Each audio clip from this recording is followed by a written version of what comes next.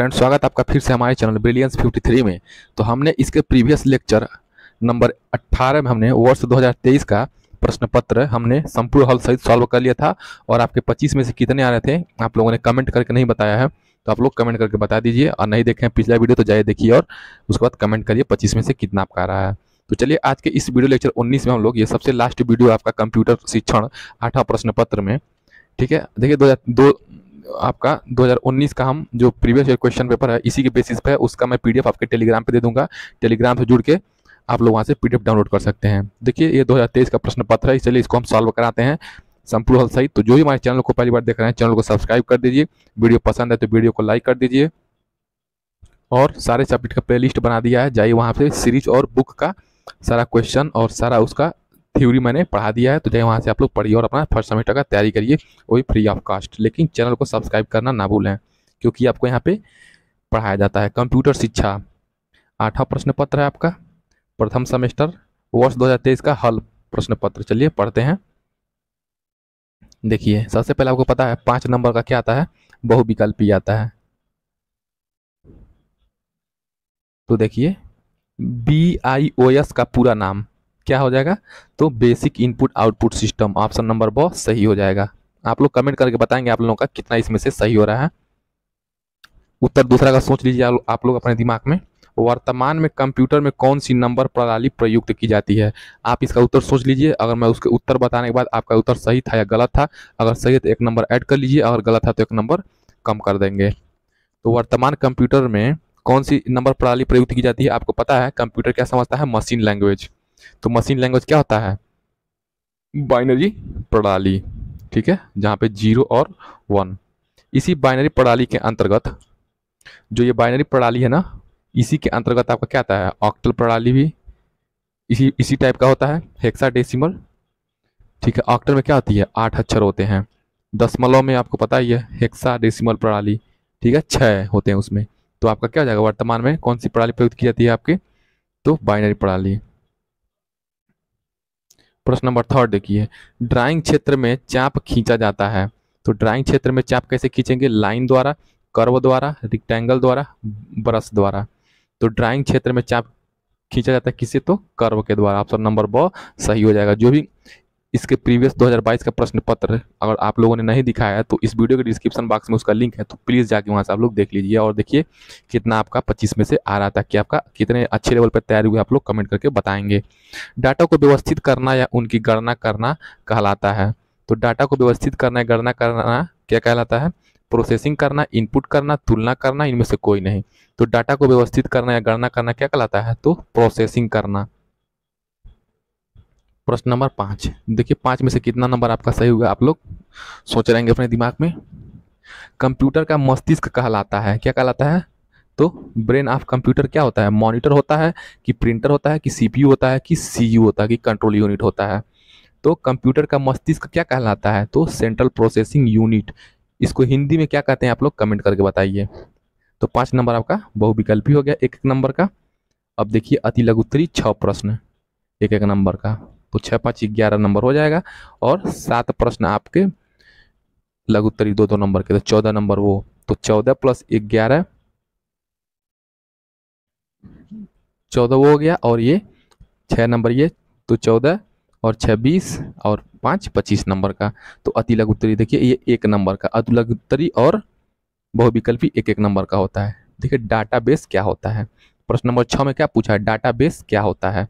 तो चलिए डाटाबेस क्या होता है इसके बारे में हम लोग लिखते हैं, पढ़ते हैं। तो माइक्रोसॉफ्ट एक्सेस, कौन सा, माइक्रोसॉफ्ट एक्सेस।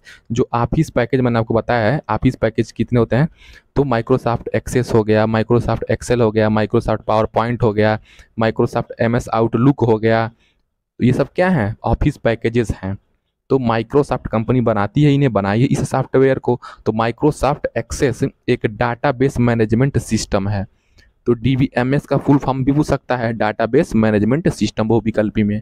तो डाटाबेस क्या होता है, तो क्या होता है, तो MS एक्सेस। देखिए यहाँ पे क्या, डाटाबेस को एक्सप्लेन करने से पहले MS एक्सेस को बताया है। तो MS एक्सेस एक डाटाबेस मैनेजमेंट सिस्टम है। विंडो मतलब आपके कंप्यूटर सिस्टम के अंतर्गत ठीक है, जब आप कंप्यूटर खोलते हैं जो आपको सबसे पहले स्क्रीन दिखाई देता है उसको विंडो कहते हैं। तो विंडो के अंतर्गत इस एप्लीकेशन सॉफ्टवेयर, तो देखिए जो MS एक्सेस है वो क्या है, एप्लीकेशन सॉफ्टवेयर है। और कैसा सॉफ्टवेयर है, एप्लीकेशन सॉफ्टवेयर कैसा है, DBMS है, डाटाबेस मैनेजमेंट सिस्टम है। तो इसके अंतर्गत इस एप्लीकेशन सॉफ्टवेयर द्वारा जानकारी या डाटा को व्यवस्थित रूप से कंप्यूटर में भविष्य में उपयोग हेतु संरक्षित किया जाता है। ठीक है, तो विंडो के अंतर्गत जो भी आपका MS एक्सेस का जो आइकन होता है या एप्स होता है मान लीजिए एक तरीके से, तो उस एप्लीकेशन सॉफ्टवेयर में क्या करते हैं, जो भी डाटा होता है, ठीक है, जो भी सूचना होता है उसको हम लोग भविष्य में उसका यूज़ करने के लिए MS एक्सेस में स्टोर करते हैं। और किसके माध्यम से स्टोर करते हैं, DBMS सॉफ्टवेयर के माध्यम से।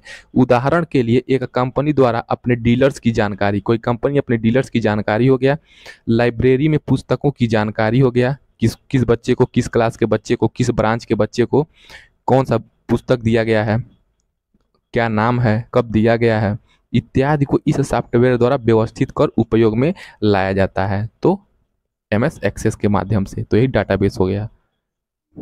ठीक है, डाटाबेस क्या हो जाएगा, जो भी कंप्यूटर के अंतर्गत सूचना या आंकड़ा तथ्य है उसको व्यवस्थित क्रम में रखने को ही डाटाबेस कहा जाता है। प्रश्न नंबर 7 देखिए, ये एक एक नंबर का है, आपको पता है अतिलघु उत्तरीय है। तो एक नंबर में कितना लिखना है, देखिए स्पैम किसे कहते हैं, SPAM। आप लोग जो भी फोन चलाते हैं उन्हें पता होगा स्पैम या धोखाधड़ी वाला बात है। तो यह इंटरनेट पर उपलब्ध अवांछित ईमेल है। तो ये क्या है, अवांछित है, ये अवांछित है मतलब ये एक तरीके से फ्रॉड है, फ्रॉड ईमेल है, यानी कि फ्रॉड इलेक्ट्रॉनिक मेल है जिसे स्पैम भी कहा जाता है। ठीक है, स्पैम मतलब आपके साथ धोखाधड़ी हो सकता है अगर स्पैम का कॉल आया या स्पैम का कोई भी ईमेल आया तो। कहते हैं कि आपका इतना लॉटरी लग गया, तो ये सब क्या है, स्पैम है। प्रश्न नंबर 8, कंप्यूटर नेटवर्क के प्रकार बताइए। तो विस्तार के आधार पे, यानी कि एक्सपेंशन। ठीक है, विस्तार के आधार पर कंप्यूटर नेटवर्क के 3 प्रकार होते हैं।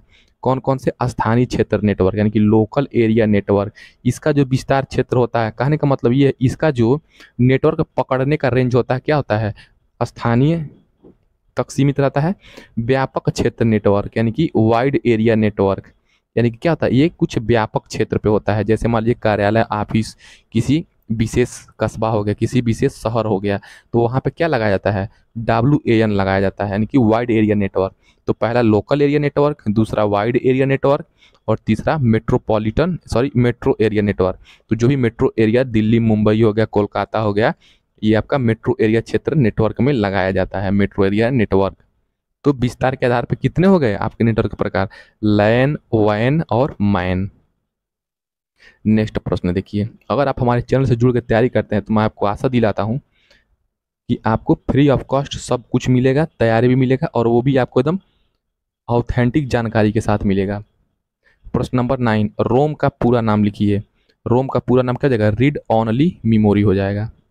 रैम का फुल फॉर्म क्या होता है, जो भी तैयारी करने वाले प्रशिक्षु फर्स्ट सेमेस्टर वाले एग्जाम देने वाले हैं वो लोग रैम का फुल फॉर्म कमेंट करके बताएंगे। और वीडियो पसंद आए तो लाइक जरूर करिए। प्रश्न नंबर 10 देखिए, सूचना से आप क्या समझते हैं। तो सूचना का अर्थ इंफॉर्मेशन, आप सभी को पता है सूचना। तो प्राचीन काल में सूचना एक सामान्य शब्द था जिसका प्रयोग विभिन्न प्रकार के संदेशों तक सीमित था। सूचना क्या था, विभिन्न प्रकार के संदेशों तक ही सीमित था। इसका शाब्दिक अर्थ अंग्रेजी भाषा के इंफॉर्मेशन का हिंदी रूपांतर है, जिसका हिंदी अर्थ है बताना, जानकारी, सूचना, समाचार तथा ज्ञान आदि शब्दों से लिया जाता है। अर्थात सूचना का अभिप्राय उस उपयोगी ज्ञान से है जो मानव समाज के लिए विकास का मार्ग प्रशस्त करता है। ठीक है, इंफॉर्मेशन का अर्थ हम लोग एक नंबर में इतना इनफ है। चलिए किसी जो आपके कोई बहुत बड़े ये होते हैं वैज्ञानिक वगैरह, उनके हिसाब से मनोवैज्ञानिक, तो सूचना की परिभाषा देखिए विस्तृत रूप में पढ़ते हैं। तो सूचनाएं देने तथा पाने वाले के मध्य कार्य व्यवहार को शक्ति प्रदान करती है। ठीक है, सूचनाएं किसी विशेष क्रम में व्यवस्थित किए गए, कोई भी विशेष क्रम में व्यवस्थित किए गए, जैसे मान लीजिए कब आपका एग्जाम है इसका नोटिफिकेशन आता है, उसके बाद आपको अलग से क्या आता है, नोटिफिकेशन आता है PNP द्वारा कि यहाँ पे आपका एडमिट कार्ड आ गया है, उसके बाद सेंटर आ गया है। तो सारी चीज़ें ये क्या है, व्यवस्थित क्रम है। सूचनाएं किसी विशेष क्रम में व्यवस्थित किए गए डाटाओं का प्रस्तुतिकरण है। तो सूचनाएं क्या हैं, आपका कौन सा कॉलेज मिला, कौन सा कॉलेज अलॉट हुआ, कहाँ पे आपने एडमिशन लिया, ये सब क्या है, व्यवस्थित क्रम में क्या हो रही है सूचनाएं, ये डाटाओं का प्रस्तुतिकरण क्या होती हैं, सूचनाएं होती हैं।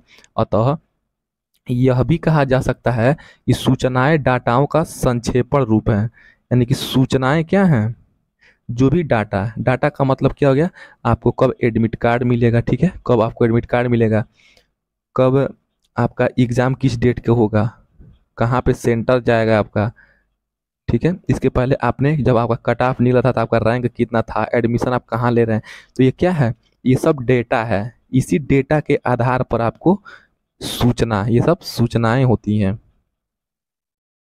तो डाटा का क्या है, जो सूचना क्या है, शॉर्ट फॉर्म है किसका, डेटा का संक्षेपण स्वरूप, यानी कि ग्रुप ऑफ डाटा, यानी कि या कलेक्शन कह दीजिए, या group of data, data is called information, group of data is called information, ठीक है। तकनीकी दृष्टि में देखा जाए तो डाटा तथ्य किसी, तो डाटा कैसा हो सकता है, किसी कोई तथ्य संख्या हो सकता है, कोई फैक्ट हो सकता है, जैसे आपका कब एग्ज़ाम होगा, नोटिफिकेशन होगा, ठीक है, आपका एग्ज़ाम कब से हो रहा है, सुबह 6 बजे, 7 बजे, 8 बजे, ये संख्या हो गया, नाम हो गया, चिन्ह हो गया, आदि को कहते हैं।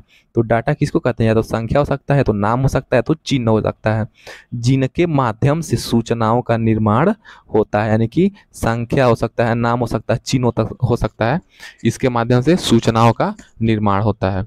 मुख्यतः कंप्यूटर में सभी डाटा बाइनरी संख्या 0 1 में ही प्रोसेस होते हैं, ठीक है, इसी 0 1 के माध्यम से ही संसाधित किए जाते हैं। जबकि किसी ऑडियो कैसेट में से डाटा डिजिटल साउंड वेव्स में प्रोसेस होती हैं।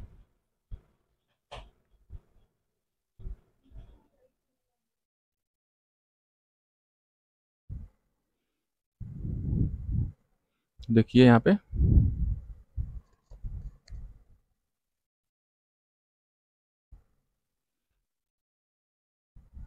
मुख्यतः कंप्यूटर में सभी डाटा बाइनरी संख्या 0 1 में ही प्रोसेस होते हैं, जबकि किसी ऑडियो कैसेट में डाटा डिजिटल साउंड के वेव्स में, यानी कि डिजिटल वेव तरंगों के माध्यम से प्रोसेस होते हैं।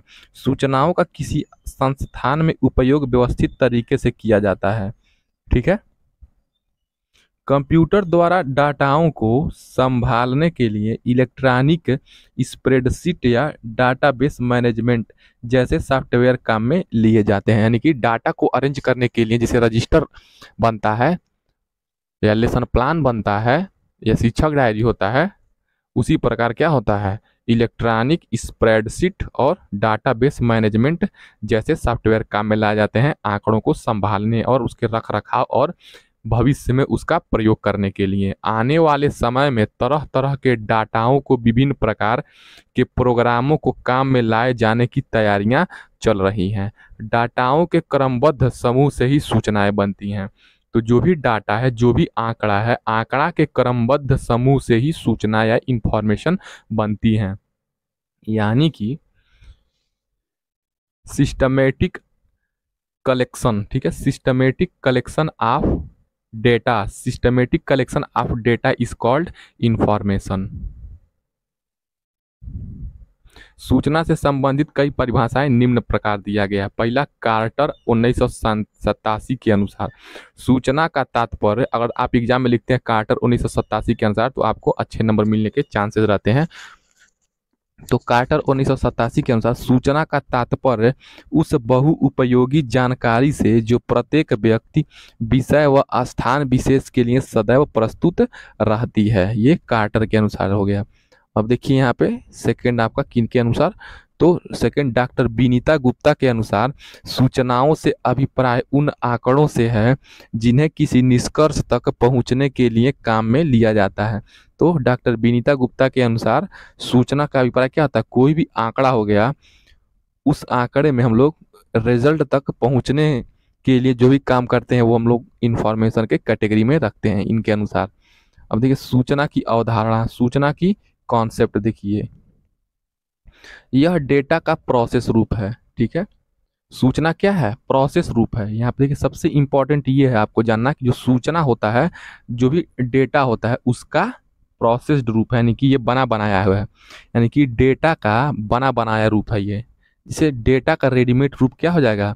डेटा का रेडीमेड रूप आपका सूचना हो जाएगा। एक शब्दों में ये कहें तो डेटा को प्रोसेस करके ही सूचना प्राप्त होती है। यानी कि सबसे पहले आपके पास डेटा होनी चाहिए। डेटा कैसा हो सकता है? आंकड़ा, तथ्य, सिंबल, चिन्ह, चित्र, इसके माध्यम ये आपकी डाटा हो सकती है। और वही डाटा का जब हम रेडीमेड कर देंगे यानी कि प्रोसेस कर देंगे तो हमारा क्या हो जाएगा? सूचना या इंफॉर्मेशन में तब्दील हो जाएगा, बदल जाएगा।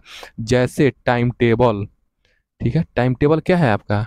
संख्या, अंक, समय, स्थान, दिनांक, ठीक है, इसका क्या है? रेडीमेड रूप, बना बनाया प्रोसेस्ड रूप आपको मिलता है। या मेरिट लिस्ट में आपका किसके आधार पे आपका मेरिट लिस्ट बना, कितना 10th 12th graduation cut off बना, तो सबसे लास्ट में मेरिट लिस्ट निकला। तो ये आपका क्या हो गया? डेटा का बना बनाया रूप होता है इंफॉर्मेशन। प्रत्येक छात्र के अंकों में प्रतिशत, ठीक है, प्रत्येक छात्र कितना अंक पा रहा है, तो वो कैसे हिंदी, विज्ञान, गणित, जो भी वट एवर सब्जेक्ट उसके पास हो, जो भी सब्जेक्ट लिया है उसका क्या है? एक व्यवस्थित है, यानी कि बना बनाया सबको एक जगह अरेंज करके उसका परसेंटेज निकाला गया है। तो डेटा का प्रोसेस रूप हो जाता है। कक्षा में सर्वोच्च अंक, 60% से ज़्यादा अंक प्राप्त करने वाले छात्रों की संख्या आदि, ये सब क्या होंगी? सूचनाएं हो जाएंगी। तो डेटा के विश्लेषण के पश्चात, जब डेटा का हम विश्लेषण कर लेते हैं यानी कि बच्चे का मेरिट लिस्ट बनाते हैं या टाइम टेबल करते हैं, या प्रत्येक छात्र में कितना परसेंट पाया है, या सर्वोच्च अंक जो टॉपर है, या 60% से ज़्यादा बच्चे कितने बच्चे हैं, ये सब क्या है? विश्लेषण करने के बाद ही तो आप इस मुकाम तक पहुँचेंगे। तो विश्लेषण के पश्चात सूचना का प्रारूप तैयार होता है। डेटा के अभाव में सूचना, अगर आपके पास डेटा है ही नहीं, कौन बच्चा कितना पाया है, किस सब्जेक्ट में कितना पाया है, ठीक है, कौन सा ग्रेड पाया है, तो आप कैसे इंफॉर्मेशन, सूचना के प्रारूप, आप सूचना का ड्राफ्टिंग कैसे तैयार करेंगे? नहीं कर पाएंगे। तो डेटा के अभाव में सूचना की कल्पना भी निरर्थक होगी। ये सूचना की अवधारणा हो गई। सूचना का हमारे दैनिक जीवन में अत्यंत महत्व है, ठीक है, इसीलिए सूचना तकनीक की महत्ता को भी नकारा नहीं जा सकता। इसके क्षेत्र में कंप्यूटर के पदार्पण के उपरांत सूचना का आदान प्रदान अत्यंत अल्प समय में होने लगा, जिसे व्हाट्सएप के माध्यम से। पेजर द्वारा सूचनाओं को क्षण भर में इधर से उधर भेजा जा सकता है, ठीक है, ईमेल के माध्यम से। मोबाइल फोन पर अब किसी भी स्थान से बात की जा सकती है तथा ईमेल सेवा के द्वारा महत्वपूर्ण सूचनाओं एवं दस्तावेज को पल भर में ही पूरे विश्व के किसी भी स्थान पर भेजा जा सकता है, ठीक है, आप सभी को ज्ञात है। इतना ही नहीं, विश्व के भिन्न भिन्न स्थानों पर बैठे लोगों से कंप्यूटर की सहायता से ऑनलाइन मीटिंग एवं वीडियो कॉन्फ्रेंसिंग भी की जा सकती है, जिससे दूर देश से बैठे व्यक्ति को अपने दूर होने का एहसास तक नहीं होता। ये आपका प्रश्न नंबर 10 हो गया, सूचना इंफॉर्मेशन।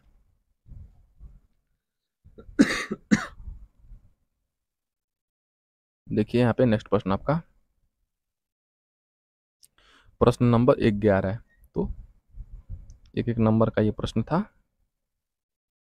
प्रश्न नंबर 11 क्या है? किसी भी फाइल को अपलोड कैसे किया जाता है?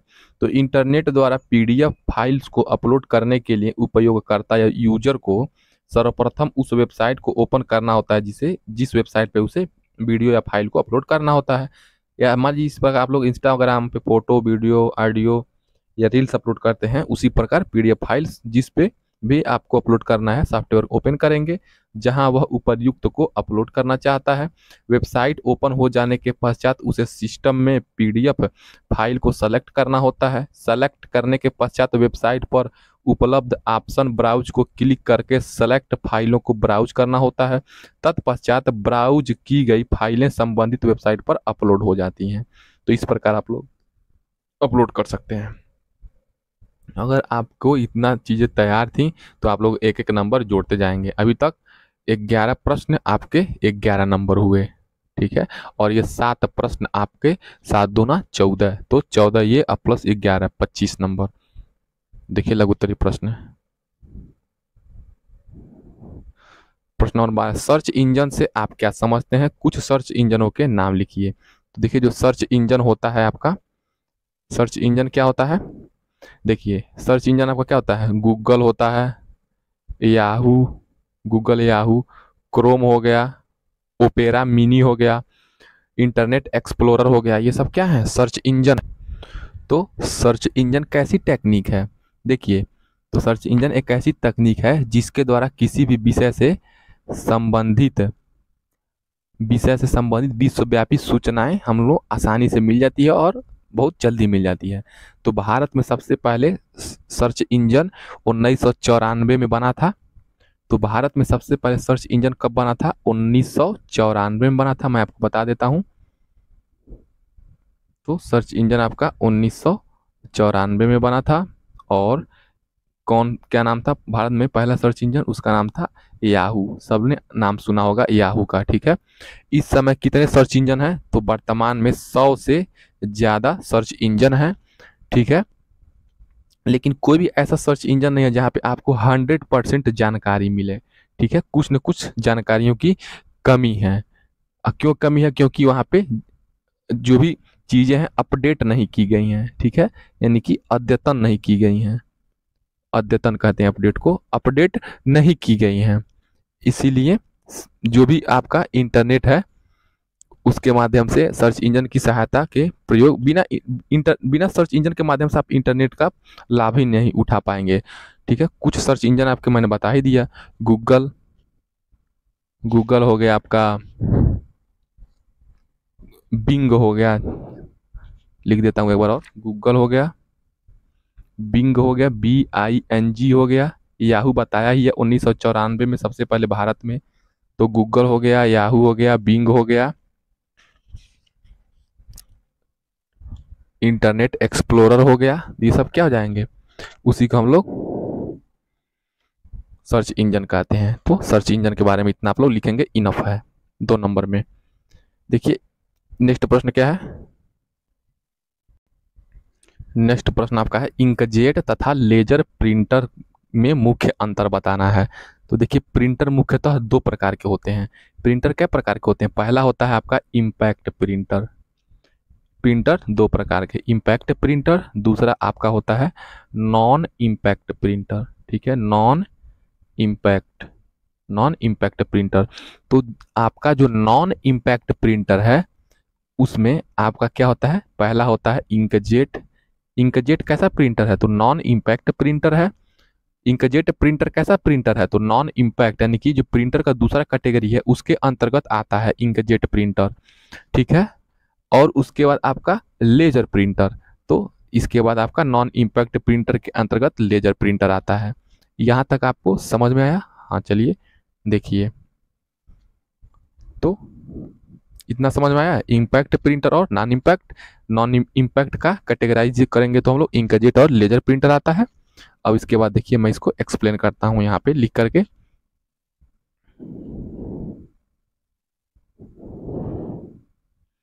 तो देखिए इंकजेट प्रिंटर जो होता है उसकी जो मुद्रण प्रणाली या प्रिंटिंग प्रणाली कैसी होती है? तो जो पहले इंकजेट प्रिंटर बताता हूँ। तो इंकजेट प्रिंटर क्या होती है? ये डॉट मैट्रिक्स होती है। कैसी होती है? इंकजेट प्रिंटर को कहते हैं डॉट मैट्रिक्स प्रिंटर कहते हैं। यहाँ तक आप लोग पहला पॉइंट लिख लीजिए। दूसरा क्या होता है? ठीक है, तो इसमें जो कागज पर जो छपने वाले बिंदु होते हैं स्याही की बहुत छोटी छोटी बिंदु, तो कैसे होती हैं? वेरी स्मॉल पॉइंट में ये क्या करता है? छापता है, ठीक है। ये बिंदु डॉट मैट्रिक्स की तुलना में छोटे होते हैं। ये जो वेरी स्मॉल पॉइंट होते हैं ये क्या होते हैं? बहुत पास पास होते हैं और बहुत छोटे होते हैं, जिससे अक्षर बहुत अच्छा उभरता है। इसलिए अक्षर क्या होता है? इसमें अक्षर क्या होता है इंकजेट प्रिंटर में? इसी वजह से डॉट मैट्रिक्स की वजह से सुंदर भी होता है और स्पष्ट भी होता है, ठीक है। चौथा पॉइंट हो गया।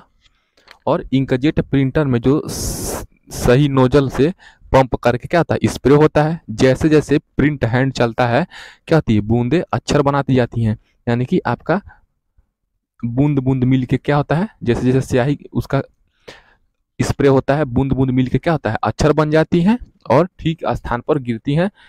तो इसी को हम लोग क्या कहते हैं? इंकजेट प्रिंटर कहते हैं। और इसमें जो भी प्रिंट की गति थोड़ा इसमें क्या होती है, स्लो होती है। और ये प्रिंटर देखिए, जब ये अच्छा कार्य कर रहा है तो इसका मतलब इसे खर्चीला होगा, यानी कि ये क्या होता है, खर्चीला भी होता है। ठीक है, इंकजेट प्रिंटर खर्चीला भी होता है। छठा आप क्या लिख देंगे इसका पॉइंट, इसी पॉइंट को आप लोग बना के भी लिख सकते हैं।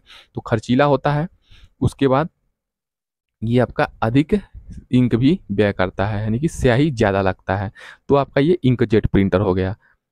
और इंकजेट प्रिंटर क्या होता है, नॉन इम्पैक्ट प्रिंटर होता है। तो नॉन इम्पैक्ट प्रिंटर का उदाहरण इंकजेट प्रिंटर है, ये भी लिख सकते हैं।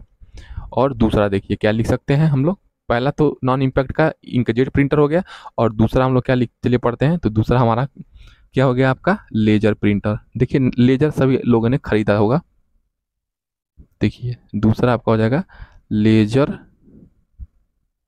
प्रिंटर। तो लेजर प्रिंटर के बारे में पढ़िए। देखिए लेजर प्रिंटर के बारे में पहला पॉइंट मैं बता देता हूँ। तो ये भी क्या है, ये भी क्या होता है, यह एक नॉन इम्पैक्ट प्रिंटर होता है। क्या लिखेंगे, यह एक नॉन इम्पैक्ट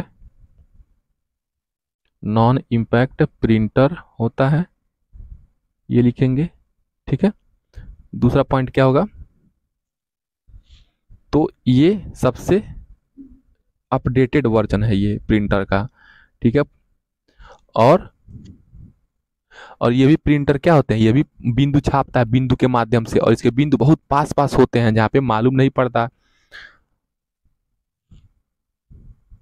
लेकिन देखिए कोई भी आपका जो सामान्य लेजर प्रिंटर होता है, 1 वर्ग इंच में क्या करता है, 1 वर्ग इंच में वो लगभग 300 बिंदु छापता है। लेकिन ये क्या करता है, इसकी जो कार्यविधि होती है, जो मैकेनिज्म होती है, इसकी मैकेनिज्म किस पे होती है, तो फोटो स्टेट मशीन की तरह होती है। कैसी होती है, फोटो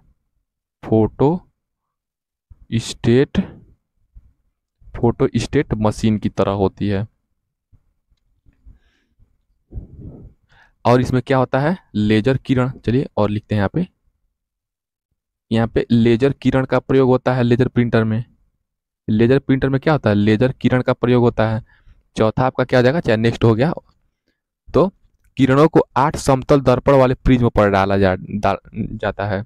तो इसमें जो भी किरण होता है उसको क्या करते हैं, 8 ठो समतल दर्पण ले लेते हैं, प्लेन मिरर और उसे वाले प्रिज्म पर। तो जो भी समतल दर्पण का प्रिज्म होता है उसी पे क्या करते हैं, रे डालते हैं, और अक्षर हमारा ऐसे पेज पे छपता हुआ चला जाता है लेजर के माध्यम से।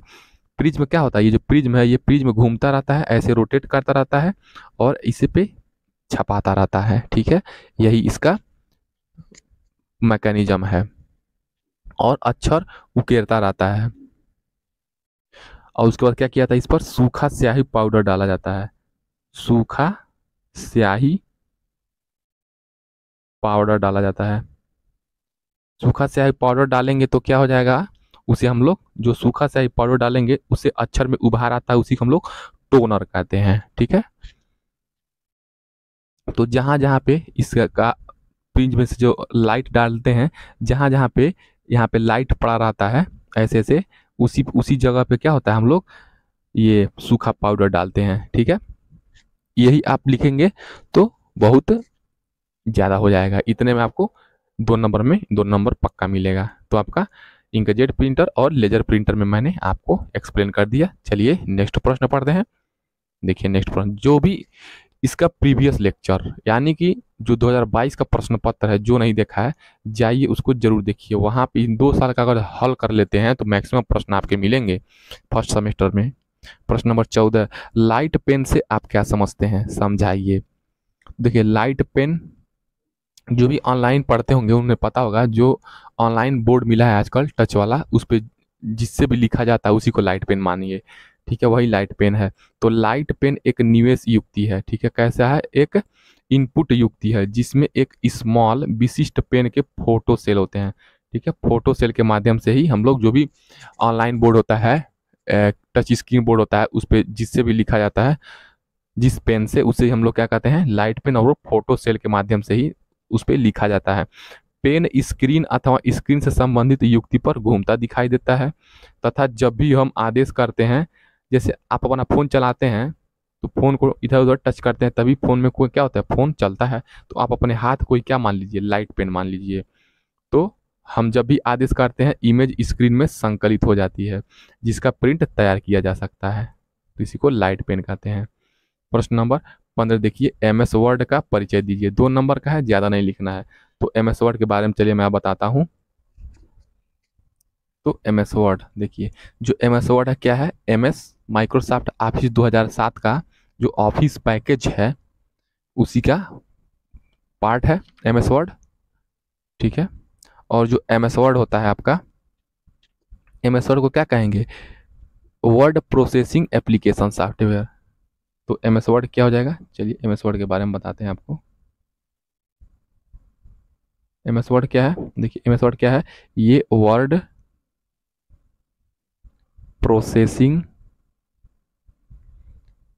प्रोसेसिंग सॉफ्टवेयर है एम एस वर्ड। 2 नंबर में ज़्यादा नहीं लिखना है।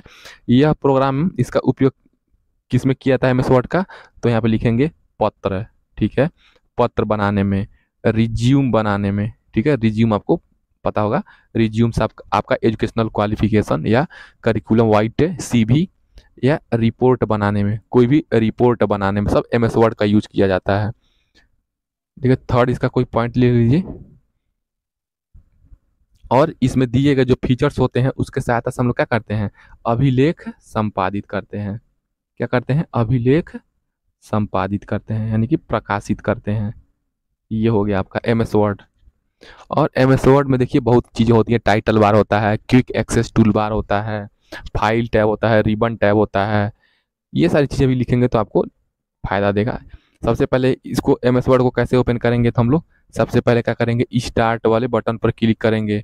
उसके बाद आल प्रोग्राम, पांचवा क्या जाएगा, देखिए स्टार्ट हो गया। उसके बाद आल प्रोग्राम पे जाएंगे।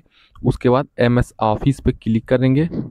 एम एस ऑफिस के जाने के बाद हम लोग एम एस वर्ड पे ओपन कर लेंगे, तो आपका एम एस वर्ड ओपन हो जाएगा। इतना इनफ है 2 नंबर में लिखने के लिए।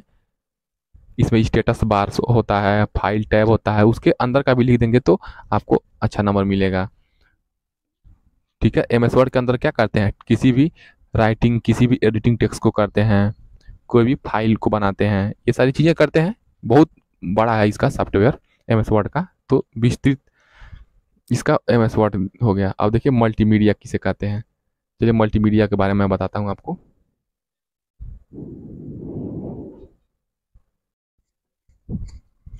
देखिए मल्टीमीडिया, आप सब लोग मल्टीमीडिया यूज़ करते हैं। देखिए मल्टीमीडिया 2 शब्दों से मिलकर बना है। सबसे पहले शब्द से ही अर्थ निकालिए। मल्टीमीडिया एक मल्टी से मिलकर बना है, सॉरी, एक किसे बना है आपका, एक मल्टी से, एक प्लस मीडिया से। तो मल्टीमीडिया 2 शब्दों से मिलकर बना है, मल्टी प्लस मीडिया। मल्टी का अर्थ क्या हो जाएगा, मल्टी का मतलब हो जाएगा एक से अधिक। मल्टी का अर्थ क्या हो जाएगा, एक से अधिक। मल्टी का मतलब एक से अधिक हो जाएगा। और मीडिया का अर्थ क्या हो जाएगा, मीडिया का मतलब क्या हो जाएगा, माध्यम। मीडिया का मतलब माध्यम, यानी कि पठन पाठन के कार्यक्रम हम लोग इसको करते हैं, पढ़ने और लिखने में, और एक से अधिक संप्रेषण माध्यम इसका प्रयोग करते हैं। जैसे इसमें पिक्चर हो गया, आवाज हो गया, ये सब क्या हो जाएगा, हम लोग करते हैं इसी में मल्टीमीडिया। देखिए आपके फ़ोन में मल्टीमीडिया को लोड करने के लिए क्या होना चाहिए, अगर आपके कंप्यूटर सिस्टम में सी डी रोम नहीं है तो मल्टीमीडिया इंस्टॉल नहीं होगा। सी डी रोम होना चाहिए। साउंड, भाई जब मल्टीमीडिया गाना वगैरह सुनेंगे तो क्या होना चाहिए, साउंड कार्ड होना चाहिए। ठीक है, स्पीकर होना चाहिए। ये सब क्या हो जाएगा, मल्टीमीडिया में ही इसी के माध्यम से होता है। तो मल्टीमीडिया पैकेज बाजार में मिलते हैं। तो जैसे कुछ मल्टीमीडिया के बारे में बता देता हूँ। पहला आपका क्या जाएगा, पहला हो जाएगा आपका tool kid, tool tool kid creation. दूसरा आपका मल्टीमीडिया क्या जाएगा, माइक्रोसॉफ्ट एनकार्टा, MSENCARTA। थर्ड आपका क्या हो जाएगा, tool kid creation, MS in Microsoft Encarta. तीसरा आपका 3D स्टूडियो, ये सब क्या हो जाएगा, 3D स्टूडियो। चौथा देखिए आपका मल्टीमीडिया क्या हो जाएगा प्रकार, एडवेंचरस इन स्पीकिंग इंग्लिश। ये सब आपका मल्टीमीडिया है।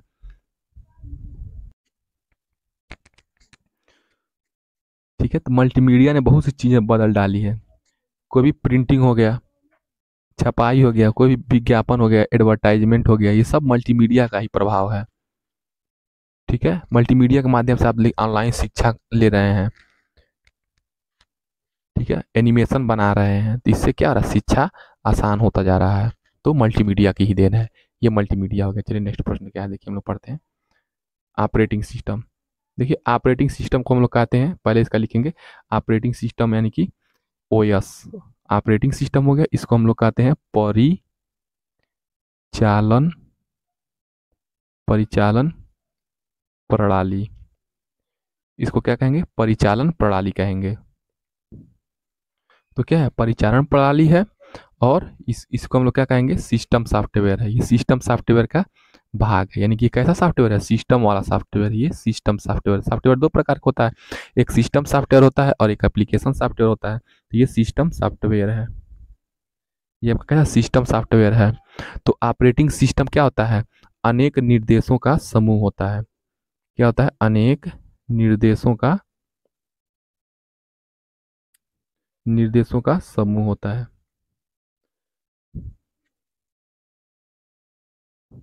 अनेक निर्देशों का समूह होता है, एक ऐसा समूह होता है या संयोजन होता है जो सॉफ्टवेयर तथा हार्डवेयर, ये क्या करता है, सॉफ्टवेयर प्लस हार्डवेयर के जो भी बीच में मध्य सामंजस्य स्थापित करता है, और कंप्यूटर प्रणाली के विभिन्न रिसोर्सों को क्या करता है, उचित व सफल प्रयोग का प्रबंध सुनिश्चित करता है। यानी कि इनपुट देते हैं, उसके बाद आउटपुट, उसके बाद प्रोसेसिंग होता है सीपीयू में, और सबसे लास्ट में हम यूजर्स जो होते हैं हमें आउटपुट मिलता है। तो ये किसके माध्यम से होता है, तो आपका ऑपरेटिंग सिस्टम के माध्यम से होता है। तो ऑपरेटिंग सिस्टम के भी पार्ट होते हैं। तो ऑपरेटिंग सिस्टम कैसे होता है, कंप्यूटर हार्डवेयर हो गया, फिर ऑपरेटिंग सिस्टम, सिस्टम और एप्लीकेशन, प्रोग्राम या सॉफ्टवेयर, और लास्ट में यूजर को उसका प्रयोगता है, जो उसको रिजल्ट मिलता है, उसी को ऑपरेटिंग सिस्टम कहते हैं। ये क्या करता है, क्रियाओं या कार्यों का नियंत्रण एवं उसका देखभाल करने के लिए ऑपरेटिंग सिस्टम का प्रयोग किया जाता है।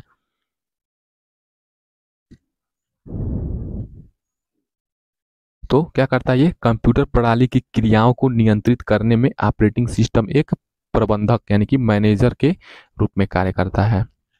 ठीक है, जिस प्रकार विद्यालय में प्रिंसिपल पूरे स्कूल को मैनेज करते हैं, उसी प्रकार ऑपरेटिंग सिस्टम कंप्यूटर के बीच क्या करता है, सहसंबंध स्थापित करता है, इनपुट सिस्टम, आउटपुट सिस्टम और कंट्रोल यूनिट के बीच में और सॉफ्टवेयर के बीच में।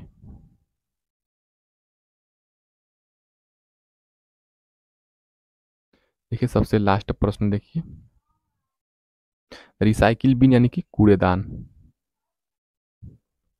कंप्यूटर में जो भी उड़ाएंगे। प्रश्न नंबर 18, रिसाइकिल बिन क्या है, तो रिसाइकिल बिन एक सिस्टम फोल्डर है जिसमें विंडोज उन आइटमों को स्टोर करता है जिन्हें डिलीट कर देते हैं। इच्छित आइटमों को पुराने स्थान या लोकेशन पर वापस भेजने के लिए या उन्हें अस्थायी तौर पर डिलीट करने के लिए रिसाइकिल बिन का उपयोग कर सकते हैं। ठीक है, ये आपका रिसाइकिल बिन के बारे में हो गया। तो रिसाइकिल बिन के बारे में इसकी क्या विशेषताएं होती हैं, चलिए बता देते हैं।